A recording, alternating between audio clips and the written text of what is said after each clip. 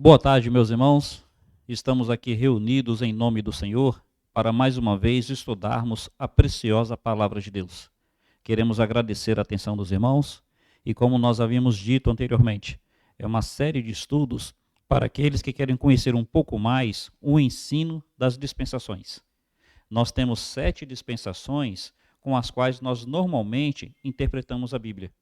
Então nós estudamos já 3, que foram inocência, período de Adão antes de pecar, consciência, desde que Adão pecou até o dilúvio, governo humano, que foi desde a saída da arca até o término da Torre de Babel. Nós hoje vamos estudar o período das promessas, ou dos patriarcas. E o que nós queremos enfatizar, como temos feito a cada estudo? O ensino bíblico das dispensações, ou o ensino da Bíblia a partir das dispensações, é uma forma de entender a história bíblica, ou de entender a história do homem na Bíblia, percebendo que há períodos distintos na maneira de Deus lidar com a humanidade, quanto ao trato de Deus para com o homem e quanto à sua responsabilidade para com Deus. Isso quer dizer o ensino das dispensações. Então, responsabilidades específicas em cada período. Nós vamos lembrar aqui, antes do pecado, qual era a responsabilidade de Adão? Cuidar da terra e não comer do fruto proibido. Quando Adão peca, ele então tem agora uma outra responsabilidade. Já que agora ele tem conhecimento do bem e do mal, ele deve praticar o bem que conhece e o mal, que também conhece, deve ser evitado. Depois que vem o período do dilúvio, quando Noé sai da arca, a responsabilidade do homem, então, é preservar a vida. É o que é chamado de governo humano. Então, antes do dilúvio, quando uma pessoa matava a outra, era apenas a sua consciência que seria a sua autoridade. Depois do dilúvio, nós vimos que Deus falou para Noé que ia requerer do homem o sangue do homem. Agora nós estamos num quarto período, que é chamado o período dos patriarcas. O que é importante nós entendermos quando nós falamos de dispensações? Que nós temos 4 princípios para estudarmos dispensações. O primeiro é o ensino literal e contextual das Escrituras. Então, nós estamos estudando a Bíblia literalmente dentro do seu contexto. A humanidade representada por 3 grupos distintos, que são os gentios, Israel e a igreja. Está assim em 1 Coríntios capítulo 10, verso 32.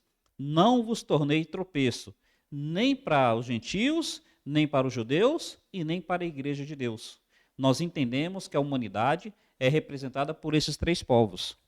Em todos esses períodos, nós vemos a falha do homem em cumprir a sua responsabilidade. E nós vemos a graça de Deus em vir salvífica ao homem. E, meus irmãos, onde o homem falhou em cada um desses períodos, nós vemos como é que Cristo, ele atende perfeitamente o desejo do Pai. Então, por exemplo, na inocência, Jesus preserva a humanidade perfeita. O que Adão não conseguiu fazer dentro do Éden, Jesus fez fora do Éden. Preservou a sua inocência. Na consciência, nós vemos que Jesus Cristo, ele foi responsável em obedecer conscientemente a tudo o que Deus havia pedido. No governo humano, nós vemos que ele é o governo perfeito. Na questão das promessas, ele é aquele que permanece fiel. Na questão de Israel, ele é o judeu perfeito que cumpriu a lei. No período da igreja, ele é o cabeça e o purificador da igreja. E então, no milênio, ele vai ser o rei que regerá com vara de ferro todas as nações. Quer dizer, o que o homem não conseguiu cumprir em cada uma das dispensações, nós vemos todo o cumprimento em Jesus Cristo. Mas hoje, então, nós vamos estudar sobre o período das promessas, ou o período dos patriarcas. Como foi que terminou o governo humano? Terminou com a Torre de Babel. As pessoas queriam estar sendo dirigidas por Nimrod. Então, eles não queriam estar sob o governo de Deus. Eles optaram pelo governo de Nimrod, que foi rebelde contra Deus. O que o Senhor faz? O Senhor dispersa todos os homens, formando então ali as nações, onde há a divisão das línguas.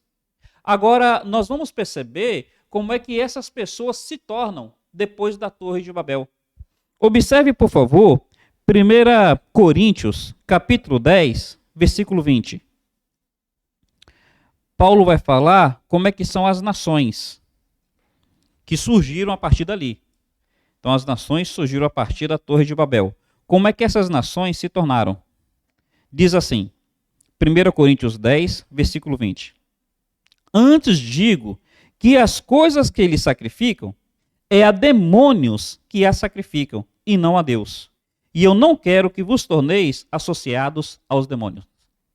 Essas nações que se espalharam desde a Torre de Babel, elas não perderam sua religiosidade. Então o homem, onde quer que se encontre, independente da sua cultura, da sua geografia, ele preserva a sua religiosidade. Mas na sua religiosidade, ele não adora a Deus, ele acaba adorando aos demônios. Meus irmãos, como é que se encontra o fim da dispensação do governo humano? Os homens preservando a sua religiosidade. Mas na sua religiosidade, não se submetem a Deus. Acabam se submetendo aos demônios. Para entender um pouco mais. Abre, por favor, em Romanos, capítulo 1. Romanos, capítulo 1. Isso é ressaltado ainda mais. Romanos, capítulo 1. Observe, por favor, a partir do versículo 21. Diz assim: porquanto, tendo conhecimento de Deus, não glorificaram como Deus, nem lhe deram graças. Antes se tornaram nulos em seus próprios raciocínios, obscurecendo-se-lhes o coração insensato. Inculcando-se por sábios, tornaram-se tolos. Mudaram a glória de Deus incorruptível em semelhança da imagem de Deus, do homem, corruptível, bem como de aves, quadrúpedes e animais. Por isso, Deus entregou tais homens à imundície, pelas concupiscências de seus corações, para desonrarem seus corpos entre si. Então, já que as nações, elas na sua religiosidade, elas não quiseram adorar a Deus, já que elas na sua religiosidade, elas conscientemente se rebelaram contra Deus, o próprio Deus os entregou. Então, eles passaram a adorar demônios. Meus irmãos, assim terminou o período do governo humano. As nações dispersas pelo mundo, na sua religiosidade, em oposição a Deus. O que Deus vai fazer então? Deus ele vai criar um novo período, porque Deus sempre tentou salvar o homem. Ele coloca ao homem oportunidades para ser salvos, sempre a partir daquele prometido em Gênesis 3,15. Mas o homem tendo responsabilidade em como é que lida com a iniciativa de Deus. Nós vamos começar agora o período das promessas, o período dos patriarcas. Abram, por favor, em Gênesis, capítulo 12. Gênesis 12. Observe, por favor, os versículos de 1 a 3. Gênesis 12, de 1 a 3, dizem assim: ora, disse o Senhor a Abraão: sai da tua terra, da tua parentela, da casa de teu pai, vai para a terra que te mostrarei. De ti farei uma grande nação, e abençoarei e te abençoarei, e te engrandecerei o nome, se tu uma bênção. Abençoarei os que te abençoarem, amaldiçoarei os que te amaldiçoarem. Em ti serão benditas todas as famílias da terra. Meus irmãos, aqui agora surge um novo período. É um período que nós chamamos de promessas ou patriarcas. Por que promessas? Porque Deus está dizendo: olha, Abraão, eu vou te abençoar, eu vou te engrandecer, em ti serão benditas todas as famílias da terra. Percebe por que promessas? Porque Deus prometeu que Abraão seria abençoado e que por meio dele muitos outros seriam abençoados. Deus prometeu que de Abraão faria uma grande nação e que por meio dessa nação as outras nações seriam abençoadas. Deus prometeu que na semente de Abraão seriam abençoadas todas as famílias da terra. Veja aí, período das promessas. Por que período dos patriarcas? porque nós vamos perceber que nesse momento haverá uma responsabilidade patriarcal. Abraão, Isaac, Jacó, eles serão patriarcas responsáveis em lidar com a promessa que Deus havia trazido a eles. Mas observe bem, meus irmãos, o que a gente precisa entender um pouco mais. Com a Torre de Babel veio o juízo de Deus. Juízo castiga, mas juízo não converte. Guarda isso no coração. Juízo castiga, juízo pune, juízo corrige, mas juízo não converte. Faraó no Egito, houve 10 pragas, 10 manifestações de juízo. Puniram, castigaram, corrigiram, mas nenhum desses juízos converteu ninguém. Porque o juízo não converte ninguém. Deus, com seu juízo, Deus fez com que as pessoas não ficassem sob o governo ímpio de Nimrod. Essas pessoas se espalharam, então elas não estavam sob um único governo. Mas essas nações que se espalharam, nenhuma delas se converteu. Todas essas nações, elas continuaram rebeldes, ímpias, porque o juízo castiga, mas o juízo não converte. Só o que converte é a graça de Deus. E aí o que a gente precisa entender? Deus aqui, por graça, está chamando Abraão. E por que ele chama Abraão? Porque Abraão foi o único que permaneceu fiel? De maneira nenhuma. Abraão também era ímpio. Abre, por favor, em Josué capítulo 24.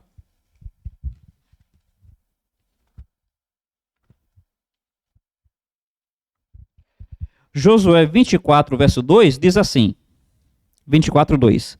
Então disse Josué a todo o povo, assim diz o Senhor Deus de Israel, antigamente vossos pais, Terá, pai de Abraão, e de Naor, habitaram da além de Eufrates, e serviram a outros deuses. Está vendo? O próprio Abraão servia a outros deuses. Verso 3. Eu, porém, tomei vosso pai Abraão da além do rio e o fiz percorrer toda a terra de Canaã.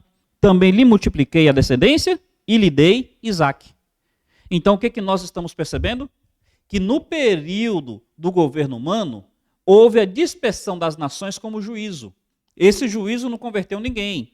O próprio Abraão era ímpio. E Deus, na sua graça, ele vai tomar a iniciativa de fazer um novo período. O período agora que nós chamamos de promessa, o período que nós chamamos de patriarcas. E o que Deus está dizendo a Abraão? Deus está dizendo a Abraão, sai da tua terra. Sai da tua parentela. Vai para um lugar que eu te mostrarei. Meus irmãos, o que Deus está pedindo de Abraão? Está pedindo fé, obediência, separação. Fé, obediência, separação. A promessa de Deus pede de nós responsabilidade. O fato de Deus se comprometer conosco deve nos levar a comprometermos-nos com Ele. Nós devemos nos comprometer em fé. E essa fé deve nos levar à obediência. E, meus irmãos, guardemos bem isso. No nosso vocabulário, fé e obediência são coisas diferentes. Mas no grego, a palavra para fé é pistós. E a palavra para fidelidade é pistós. Então, no grego, não tem diferença entre fé e fidelidade. Nós que fazemos essa distinção no nosso vocabulário. Mas na Bíblia, o conceito de fé está diretamente associado à obediência. Quem crê, obedece. Então, Abraão, ele vai se comprometer com a promessa. Ele vai crer. E qual é a prova que ele creu? Ele obedeceu. E essa obediência exigia separação. Sai da tua terra, sai da tua parentela. O período patriarcal vai ser um período marcado por um grupo de pessoas que precisava crer. E crendo, a obediência de manter-se separado. Meus irmãos, por favor, entendamos então o que isso quer dizer. Um chamado à fé, a obediência e a separação. Qual é a característica própria do período dos patriarcas? As características próprias do período dos patriarcas é que, naquele momento, havia um sacerdócio patriarcal.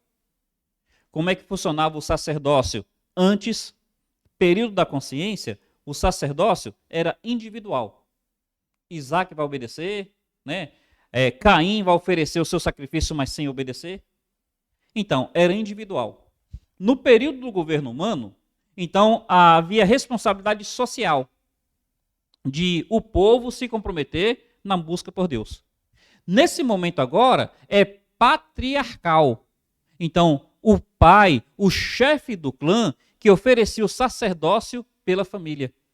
Nós vamos notar isso muito nítido, por exemplo, no patriarca chamado Jó.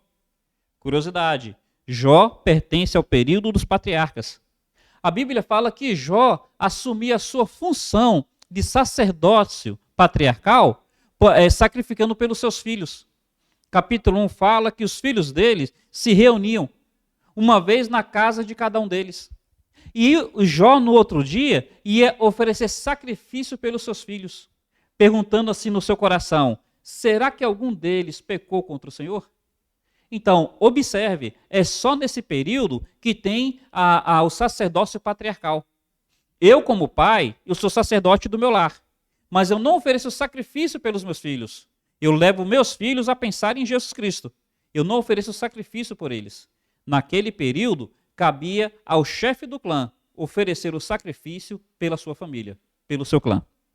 Outra característica, nós vemos que naquele período, os pais, eles tinham a responsabilidade ou a função de exercer bênçãos proféticas sobre seus filhos. Então, nós percebemos que Abraão, ele vai exercer uma bênção profética sobre Isaac. Isaac trará bênçãos proféticas sobre Jacó e sobre Esaú. Jacó trará bênçãos proféticas sobre os seus 12 filhos. Está ali em Gênesis capítulo 48. 49. E José, antes de morrer, ele vai trazer bênçãos proféticas sobre seus 2 filhos. Então, é outra característica daquele período patriarcal. Tanto o sacerdócio do patriarca sobre o seu clã, quanto a bênção profética dos pais sobre os filhos. Mas indo além, há uma terceira característica. A preocupação dos pais ou dos chefes dos clãs em manter a sua descendência pura. Então havia essa preocupação. Daí a prática daquela época dos pais promover o casamento dos filhos. Abraão, por exemplo, ele vai buscar uma esposa para Isaac. E Abraão faz questão, Abraão exige de seu servo: olha, você só procure se for dentro do meu povo. Aí o servo dele ainda fala: e se uma mulher do seu povo não quiser? Eu posso buscar alguém dos cananeus? Aí Abraão fala: de maneira nenhuma. De maneira nenhuma. Se alguém do meu povo não quiser, que meu filho fique solteiro. Mas mulher de cananeu, você não vai trazer para meu filho. Percebe a preocupação? Os filhos de Isaac, a Bíblia fala que Esaú se casou com mulheres cananeias. E isso foi a amargura no coração de Rebeca. E porque foi a amargura no coração de Rebeca, o que eles fazem com Jacó? Eles enviam Jacó a uma terra distante para procurar uma esposa dentro da sua parentela. O que a gente vai percebendo? Que naquele período havia preocupação patriarcal em que seus filhos permanecessem numa descendência pura. Porque o chamado de Deus para Abraão foi: sai da tua terra, separação. Sai da tua parentela, separação. Meus irmãos, o que mais que nós percebemos nesse período? Nós percebemos uma expectativa patriarcal nas promessas. Então, Abraão incutiu no coração de Isaac que havia uma promessa para a sua geração. Isaac incutiu no coração dos filhos que havia uma promessa para a geração deles. Jacó incutiu no coração dos filhos, pela bênção profética, que havia promessa. José vai incutir no coração dos filhos dele que havia promessa.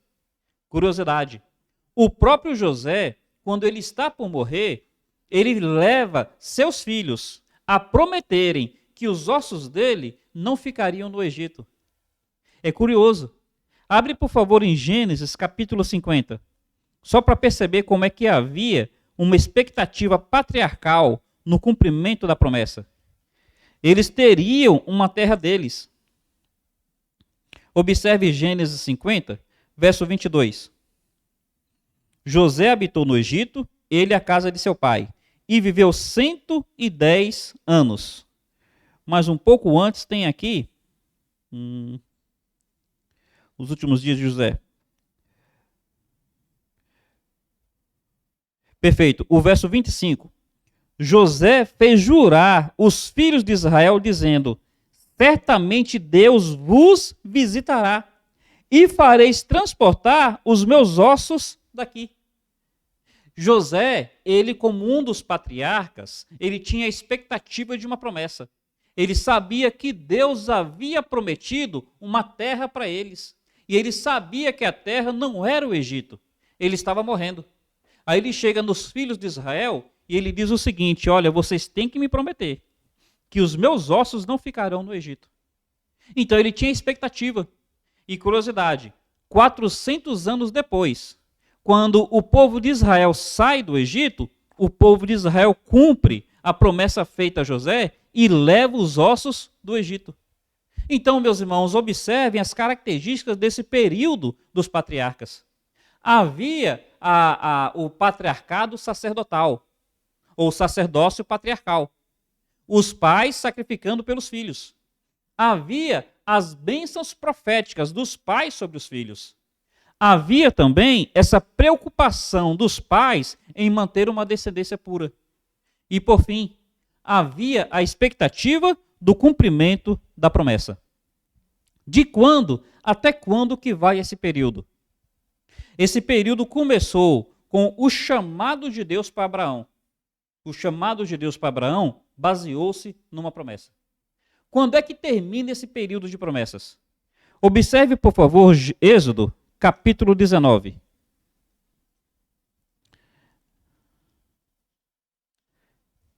Êxodo, capítulo 19.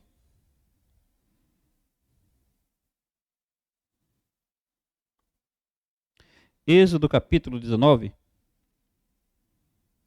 Diz assim.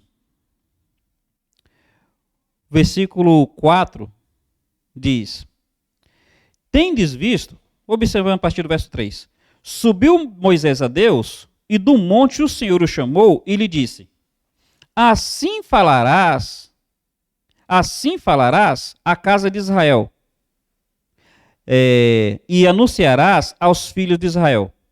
Então Deus está dizendo a Moisés: você vai falar assim para os filhos de Israel, para a casa de Jacó.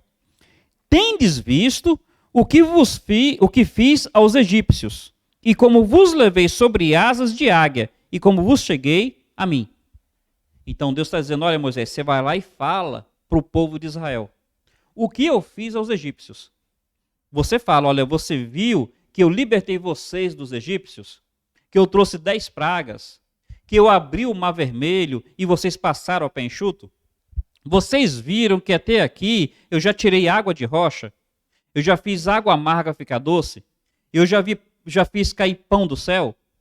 Vocês viram o que eu fiz até agora? Eu trouxe vocês em águia, nas asas de uma águia. Então, por que Deus fez isso até aqui? Por causa da promessa.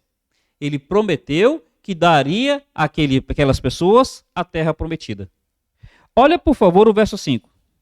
Agora, pois, se diligentemente ouvires a minha voz e guardares a minha aliança, então sereis a minha propriedade peculiar.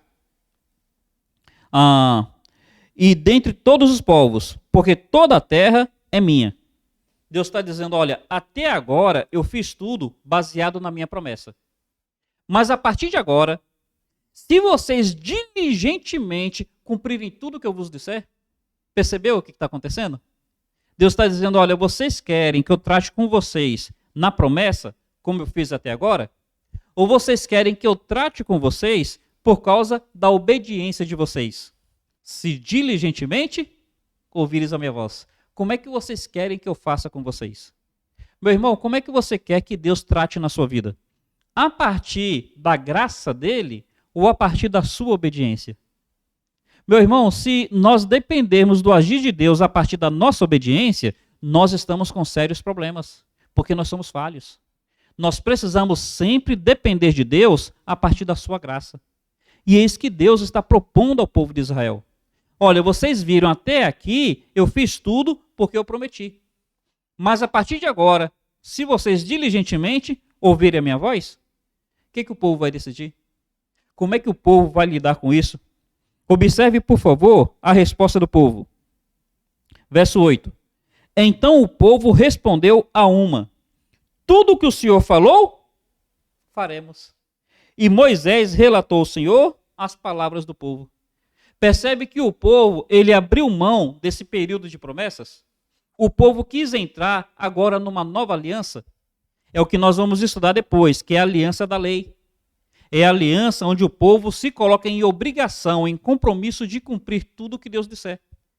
Meu irmão, aqui está encerrando o período das promessas. É assim que termina esse período de promessas. É o povo querendo ser tratado não a partir da promessa de Deus, mas a partir da própria obediência. E aí, o que nós precisamos entender? Nós precisamos entender que em todas essas dispensações houve a falha do homem. E nós precisamos nos perguntar, como é que nós queremos que Deus trate conosco? A partir dos nossos méritos ou a partir da sua promessa? Ou a partir da sua graça? Maravilhoso é saber que tudo onde o homem falhou, Cristo atendeu perfeitamente. Então, esse é um período de promessas. E onde é que nós vemos as promessas de Deus totalmente cumpridas? Abra, por favor, em 2 Coríntios, capítulo 1, versos 20 e 21. E aqui a gente caminha para o final. O cumprimento está sempre em Cristo. Diz assim, 2 Coríntios 1, 20 e 21. Porque todas quantas promessas há de Deus, são nele o sim, e por ele o amém, para a glória de Deus por nós. Porque o que nos confirma convosco em Cristo e o que nos ungiu é Deus. Onde é que está o sim para todas as promessas de Deus? Em Cristo. Onde é que está o amém para todas as promessas de Deus? Em Cristo. Meus irmãos, tudo aquilo onde o homem falha, é em Cristo que se cumpre.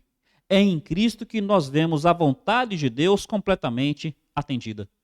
Que essa palavra de hoje, mais uma vez, seja esclarecedora para nós conhecermos a história bíblica, para nós conhecermos como é que Deus tem lidado com o homem ao longo dos séculos.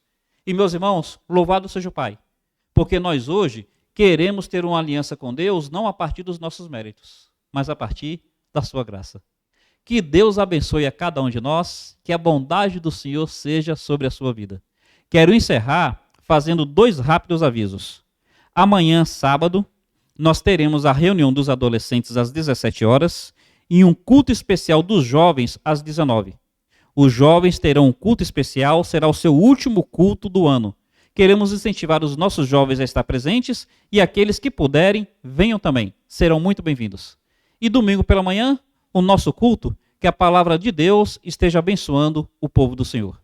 Um carinhoso abraço, até mais. Deus os abençoe.